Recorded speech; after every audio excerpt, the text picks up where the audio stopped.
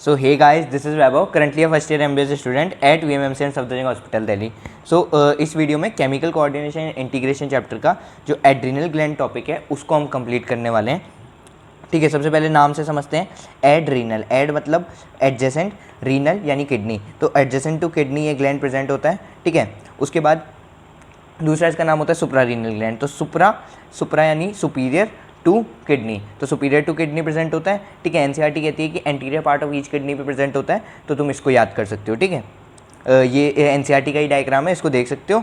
ठीक है, आराम से सुपीरियरली दिखाई दे रहा है। ठीक है, उसके बाद जो ये दूसरा डायग्राम है इसमें क्या दिखा रखा है, इसमें जो एड्रेनल ग्लैंड है उसका सेक्शन करके तुम्हें उसके जो पार्ट्स हैं वो दिखा रखे हैं। तो इसके दो पार्ट्स होते हैं, एक होता है आउटर कॉर्टेक्स, एक होता है इनर मेड्यूला। ठीक है, जो आउटर वाला पार्ट कॉर्टेक्स है उसको फर्दर तुम 3 पार्ट में डिवाइड कर सकते हो, आउटर टू इनर। ठीक है, तो वो होती है, कैसे याद करोगे, GFR, तो ग्लोमेरुलोसा, फेसिकुलेटा, रेटिकुलरिस, ये 3 लेयर होती हैं। ठीक है, उसके बाद इनके जो हार्मोन सीक्रेट होते हैं वो भी तुमको देखना है। तो हार्मोन्स क्या क्या सीक्रेट करते हैं ये, तो ऐसे याद करना, G से G साथ में नहीं आएगा, G और G साथ में नहीं आएंगे। ठीक है, तो ग्लोमेरुलोसा सीक्रेट करेगा तुम्हारे मिनरलोकॉर्टिकॉइड्स, मिनरलोकॉर्टिकॉइड्स में क्या आते हैं, एल्डोस्टेरॉन मेनली आता है। ठीक है, उसके बाद आ जाता है फेसिकुलेटा, फेसिकुलेटा से आ जाएगा ग्लूकोकॉर्टिकॉइड्स, एक अलग से रेटिकुलरिस याद कर लेना है सेक्स कॉर्टिकॉइड्स में। ठीक है, उसके बाद इनका जो फंक्शन है वो अभी देखेंगे। ठीक है, इसके बाद जो मेडुला है, मेडुला जो हार्मोन्स रिलीज करता है उनको कहते हैं कैटिकोलामीन्स। कैटिकोलामीन्स क्या होते हैं, ये इमरजेंसी हार्मोन्स होते हैं या हार्मोन्स ऑफ फ्लाइट और फ्लाइट रेस्पॉन्स भी कहते हैं इनको। इसमें 2 हार्मोन्स इंक्लूड होते हैं, एक होता है एड्रेनलिन जिसको एपिनेफ्रिन भी कहते हैं, एक होता है नॉरएड्रेनलिन जिसको नॉरएपिनेफ्रिन भी कहते हैं। ठीक है, उसके बाद आ जाते हैं फंक्शंस ऑफ ग्लूकोकॉर्टिकॉइड्स पे। अब ग्लूकोकॉर्टिकॉइड्स के फंक्शंस को मेनली 6 फंक्शंस हैं इसके। ठीक है, सबसे पहले नाम से समझने की कोशिश करते हैं। तो ग्लूकोकॉर्टिकॉइड्स यानी इसका एक रोल तो ग्लूकोज मेटाबॉलिज्म में है। ठीक है, तो सबसे पहले देखते हैं फैट में, देखते हैं फैट में ये क्या करता है, फैट को ये लाइपोलाइसिस कराता है, यानी कि फैट को तोड़ता है, फैट को ये कन्वर्ट करवाता है फैटी एसिड में और ग्लिसरॉल में। ठीक है, इसके बाद प्रोटीन में तुम आ जाओगे, तो प्रोटीन को भी ये क्या करता है, प्रोटियोलाइसिस यानी प्रोटीन को तोड़वाता है, किसमें, अमाइनो एसिड्स में। अब जो ये सब चीज़ें बनेंगी, ठीक है, अमाइनो एसिड बना, फैटी एसिड बना, ग्लिसरॉल बना, इन सब से ये क्या कराता है, ये ग्लूकोज का फॉर्मेशन करवाता है। ठीक है, तो इसी को क्या कहते हैं, ग्लूकोनियोजेनेसिस, यानी ग्लूकोज बन रहा है और न्यू ग्लूकोज बन रहा है नॉन कार्बोहाइड्रेट सबस्ट्रेट से। ठीक है, तो ये सारे नॉन कार्बोहाइड्रेट सबस्ट्रेट्स हैं, इन सबसे ग्लूकोज बन रहा है, इसलिए ग्लूकोनियोजेनेसिस। ठीक है, अब हम चाहते हैं कि अमाइनो एसिड्स को हम ग्लूकोज बनाने में यूज़ करें। ठीक है, इसलिए जो सेलुलर अपटेक है और उसका यूटिलाइजेशन उसको ये इनहिबिट कर रहा है। ठीक है, और टोटली अब ग्लूकोज पे तुम आसानी से समझ सकते हो कि लाइपोलाइसिस कराया, प्रोटियोलाइसिस कराया और फाइनली क्या कराया, ग्लूकोज का लेवल बढ़ाया,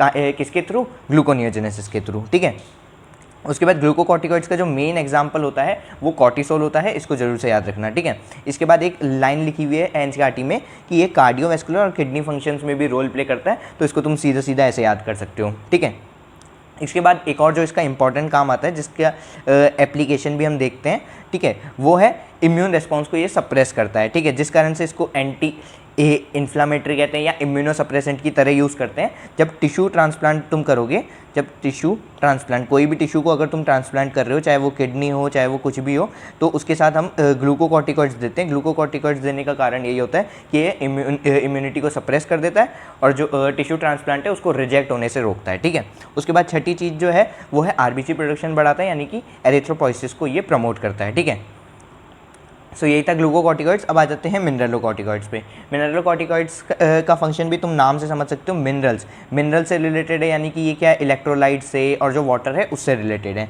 ठीक है, तो सबसे पहले तो ये जो मैंने डायग्राम बनाया हुआ है ये नेफ्रॉन का डायग्राम है। ठीक है, ये एक नेफ्रॉन है किडनी में। ठीक है, अगर तुमने अभी तक किडनी वाला चैप्टर नहीं पढ़ा है तो तुम जब पढ़ोगे तब तुम्हें अच्छे से समझ आ जाएगी ये चीज़। ठीक है, अब मिनरलोकॉर्टिकॉइड्स में जो मेन एग्जाम्पल है एल्डोस्टेरॉन है। अब ये कहाँ पे एक्ट करता है, मेनली ये वाला जो पार्ट है, जो ये पार्ट जहाँ पे ये मैं अभी हाईलाइट कर रहा हूँ, इसको कहते हैं कलेक्टिंग डक्ट। ठीक है, कलेक्टिंग डक्ट। अब एल्डोस्टेरॉन जो है वो मेनली कलेक्टिंग डक्ट पे काम करता है। एनसीईआरटी कहती है कि रीनल टिब्यूल्स पे, रीनल टिब्यूल्स इनको कहते हैं, ये जो मैं अभी हाईलाइट कर रहा हूँ इसको रीनल टिब्यूल्स कहते हैं। ठीक है, अब ये रीनल टिब्यूल्स वाले पे एक्ट करता है, ऐसा एनसीईआरटी कह रही है, तुम इसको ऐसे याद रख सकते हो, लेकिन मेनली ये कलेक्टिंग डक्ट पे एक्ट करता है। क्या करता है, काम क्या है इसका, तो ये सोडियम को रीअब्जॉर्ब कराएगा, सोडियम जहाँ जाएगा वहाँ पे पीछे पीछे पानी भी आएगा, तो वाटर का रीअब्जॉर्प्शन कराएगा। उसके अलावा पोटेशियम और जो फॉस्फेट्स हैं इन दोनों का एक्सक्रीशन कराता है, ऐसा कह रही है हमारी एनसीईआरटी। ठीक है, तो इससे क्या होगा, इन्हीं चीज़ों को फिर दूसरी भाषा में लिखा हुआ है कि क्या इलेक्ट्रोलाइट जो हैं उनका मेंटेनेंस कर रहा है। ठीक है, अब इलेक्ट्रोलाइट्स का मेंटेनेंस हुआ तो उससे क्या होगा, ऑस्मोटिक जो प्रेशर है उसको भी मेंटेन करा रहा है। ठीक है, उसके बाद बॉडी फ्लूइड वॉल्यूम, क्योंकि ये वाटर का रीएब्जॉर्प्शन मेंटेन कर रहा है तो इस कारण से बॉडी फ्लूइड वॉल्यूम को मेंटेन कर रहा है। अब बॉडी फ्लूइड वॉल्यूम तुम्हारा मेंटेन हुआ तो उस कारण से क्या होगा, जितना ज़्यादा बॉडी फ्लूइड वॉल्यूम उतना ज़्यादा ब्लड प्रेशर होता है। ठीक है, तो इसलिए ये ब्लड प्रेशर को मेंटेन करने में भी हेल्प कर रहा है। ठीक है, यही है तुम्हारे मिनरलोकॉर्टिकॉइड्स में। सेक्स कॉर्टिकॉइड्स में ज़्यादा कुछ भी नहीं पढ़ना है तुम्हें, बस इतना याद रखो कि सेकेंडरी सेक्सुअल कैरेक्टर्स में ये रोल प्ले करता है और एनसीईआरटी कह रही है कि प्यूबिक, एक्सियल और जो फेशियल हेयर है उनकी ग्रोथ में ये इंपॉर्टेंट रोल प्ले करता है। ठीक है, ड्यूरिंग प्यूबर्टी वो भी। ठीक है, उसके बाद आ जाते हैं कैटिकोलामीन्स पे। ठीक है, कैटिकोलामीन्स ये वही हैं जो मेडुला से रिलीज़ हो रहे थे। ठीक है, इनको जैसा पहले बताया तुम्हें फ्लाइट और फ्राइट रेस्पॉन्स में ये काम आता है। ये क्या करता है, ये सिंपैथेटिक सिस्टम है उसको एक्टिवेट करा देता है। अब इसके जो फंक्शंस है उसको याद रखने के लिए तुम क्या कर सकते हो, तुम ऐसा इमेजिन करो कि तुम्हारे सामने एक क्या आ गया है, स्नेक आ गया है। तो स्नेक आ गया है तो क्या क्या होगा, सबसे पहली चीज़ तो तुम्हारी जो अलर्टनेस है वो इंक्रीज़ हो जाएगी। ठीक है, तो इंक्रीज़ अलर्टनेस, और क्या होगी, तुम्हें पसीने आने लगेंगे तो इंक्रीज़ स्वेटिंग। ठीक है, इसके अलावा क्या होगा, तुम्हारा जो प्यूपिल होगा यानी आंखें जो होंगी वो क्या होंगी, फाड़ फाड़ के तुम देखोगे उसको। ठीक है, तो प्यूपिल डायलेट हो जाएगा। ठीक है, उसके बाद क्या होगा, तुम्हारे रोंगटे खड़े हो जाएंगे यानी हेयर में क्या हो जाएगा, पाइलो इरेक्शन हो जाएगा। ठीक है, उसके बाद क्या होगा, तुम्हारा दिल तेज़ तेज़ धड़कने लगेगा, हार्ट रेट बढ़ जाएगी, और क्या हो जाएगा, तुम्हारे कॉन्ट्रैक्शन जो पावर है वो भी इंक्रीज़ हो जाएगी। ठीक है, फाइनली तुम्हारा जो बीपी है वो भी इंक्रीज़ हो जाएगा। तो हार्ट पे क्या क्या होगा, हार्ट रेट इंक्रीज़ होगा, कॉन्ट्रैक्शन इंक्रीज़ होगा और बीपी भी इंक्रीज़ हो जाता है। ठीक है, उसके बाद लंग पे क्या होगा, लंग पे क्या होगा, तुम ज़ोर ज़ोर से सांस लेने लगोगे, लंबी लंबी सांसें लेने लगोगे, रेस्पिरेटरी रेट इंक्रीज़ हो जाएगा। ठीक है, इसके अलावा क्या है, अब तुमने देखा, तुमने ये सांप को देखा। ठीक है, तुमने सांप को देखा, अब तुम क्या करना चाहते हो, भागना चाहते हो। भागने के लिए तुम्हें क्या यूज़ होगा, तुम्हें ग्लूकोज यूज़ होगा। तो तुम्हें ग्लूकोज चाहिए, ग्लूकोज चाहिए तो क्या करना है, वापस से वही क्या करना पड़ेगा हमको, ग्लूकोनियोजेनेसिस करना पड़ेगा। ग्लूकोनियोजेनेसिस के लिए हम लाइपोलाइसिस करेंगे, पहले लिपिड को तोड़ेंगे, प्रोटीन्स को तोड़ेंगे। ठीक है, और ग्लूकोनियोजेनेसिस कराएंगे इन दोनों की मदद से। ठीक है, इसके अलावा जो तुम्हारा ग्लाइकोजन है यानी कि ग्लूकोज ग्लाइकोजन में जो स्टोर रहता है उसको भी तोड़ के हम वापस से ग्लूकोज बनाएंगे। तो ब्लड ग्लूकोज लेवल को ये क्या करेगा, फाइनली इंक्रीज़ करा रहा है। ठीक है, तो ये तो थे हार्मोन्स और उनके जो फंक्शंस हैं। ठीक है, उसके बाद आ जाते हैं इससे कुछ रिलेटेड डिसऑर्डर्स हैं जो तुम्हें पढ़ने हैं। ठीक है, एनसीईआरटी में दिए हुए हैं। तो सबसे पहली चीज़ जो एनसीईआरटी में गिवन है सही में वो है एडिसन डिजीज़। ठीक है, एडिसन डिजीज़ क्या होती है, एडिसन डिजीज़ में जो भी एड्रिनल कॉर्टेक्स के हार्मोन है, एड्रिनल कॉर्टेक्स यानी क्या हो गया, यानी तुम्हारा ग्लोमेरुलोसा फेसिकुलेटा रेटिकुलरिस, ग्लोमेरुलोसा से मिनरलोकॉर्टिकॉइड्स, ग्लूकोकॉर्टिकॉइड्स और तुम्हारे सेक्स कॉर्टिकॉइड्स, ये जो सारे हैं ये सारे तुम्हारे कम हो जाएंगे इसमें। ठीक है, इस डिजीज़ में ये तीनों तुम्हारे कम हो रहे हैं। मेनली सेक्स कॉर्टिकॉइड से कोई तुम्हारा ज़्यादा जो भी फंक्शन है तो है नहीं, तो इस कारण से उसके जो सिम्टम्स है वो भी हमको दिखाई देंगे। जो सिम्टम्स मेन दिखाई देंगे मिनरलोकॉर्टिकॉइड से रिलेटेड दिखाई देंगे और ग्लूकोकॉर्टिकॉइड से। तो ग्लूकोकॉर्टिकॉइड से क्या होगा, ये क्या कर रहा था, ये ग्लूकोज को बढ़ा रहा था। ठीक है, तो क्या हो जाएगा, ग्लूकोज कम हो जाएगा, फास्टिंग हाइपोग्लाइसीमिया हो जाएगा। ठीक है, उसके बाद हाइपोग्लाइसीमिया हो रहा है तो क्या होगी, तुम्हें वीकनेस आएगी, फटीग होगा। ठीक है, तो वीकनेस फटीग हो गया। उसके बाद क्या होगा, ग्लूकोकॉर्टिकॉइड्स का एक बहुत इंपॉर्टेंट फंक्शन होता है कि ये स्ट्रेस में रिलीज़ होते हैं, इनको एंटी स्ट्रेस हार्मोन भी कहते हैं। ठीक है, अब ये एनसीईआरटी में लिखा हुआ नहीं है, वैसे ये इंपॉर्टेंट चीज़ है, इस पे क्वेश्चन आ भी सकता है। ठीक है, ये क्या करते हैं, स्ट्रेस जब ज़्यादा होता है तब रिलीज़ होते हैं और एंटी स्ट्रेस हार्मोन होते हैं, स्ट्रेस को ये कम करवाते हैं, इम्यूनिटी को क्योंकि रोक रहे थे, वहीं से यहाँ ये चीज़ भी निकल के आती है। ठीक है, तो स्ट्रेस का क्या हो जाएगा, स्ट्रेस से इंटॉलरेंस हो जाएगी क्योंकि ग्लूकोकॉर्टिकॉइड्स तुम्हारे कम हो गए हैं। ठीक है, इंटॉलरेंस यानी तुम उसको सहन नहीं कर पा रहे।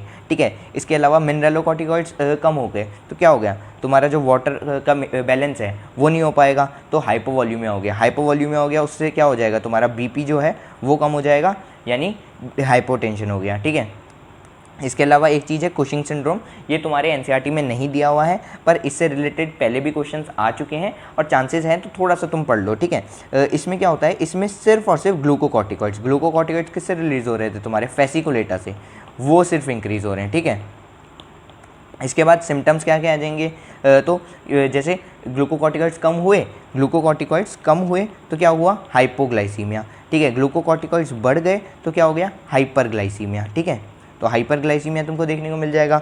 और क्या था, और क्या काम था ग्लूकोकॉर्टिकॉइड्स का, तो ये प्रोटीन्स को तोड़ रहा है, तो क्या होगा, प्रोटीन्स अगर मसल में जमा होंगे तो मसल क्या होगी, डेवलप होगी, मसल का डेवलपमेंट होगा, लेकिन मसल का डेवलपमेंट पुअर हो जाएगा। क्यों, क्योंकि ये प्रोटीन्स को तोड़ रहा है। ठीक है, तो यही था जो भी एनसीईआरटी में दिया हुआ है उसको मैंने क्रिस्प और शॉर्ट मैनर में तुमको समझाने की कोशिश की है। अगर तुम ये नोट्स लेना चाहते हो, देखो मैं तो तुम्हें सजेस्ट करूंगा कि तुम्हें खुद के नोट्स ही बनाने चाहिए और उससे याद करना ज़्यादा आसान होता है, ठीक है। अगर तभी भी तुम्हें रेफरेंस के लिए या याद करने के लिए भी मेरे नोट्स चाहिए तो मैं अपने ऐप पे या टेलीग्राम पे ये अपलोड कर दूंगा, तुम जाके वहाँ से चेकआउट कर सकते हो, मैं लिंक डिस्क्रिप्शन में दे दूँगा, ठीक है।